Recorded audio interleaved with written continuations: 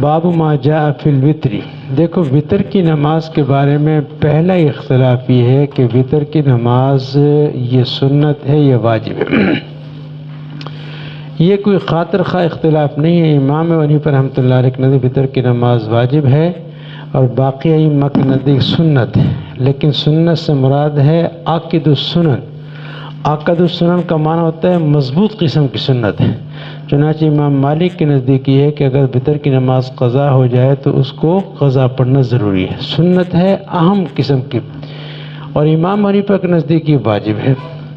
ظاہر بات ہے امام صاحب کے نزدیک واجب یہ علیحدہ اصطلاح ہے، فرض اور سنت کے درمیان ہے واجب، یعنی اس کا کرنا ایسے ہی ضروری جیسے فرض کا کرنا ضروری ہے، البتہ فرض کا ثبوت قطعی الثبوت سے ہوتا ہے اور اس کا ثبوت دلیل ظنی سے ہوتا ہے۔ اچھا، پہلی بات یہ احناف کے نزدیک، یعنی ہمارے نزدیک فتویٰ امام صاحب کے قول پر صاحبین نے اگرچہ اس کو سنت کہا ہے لیکن ہمارے نزدیک یہ واجب ہے۔ تو وطر کی نماز کیا ہے؟ واجب ہے۔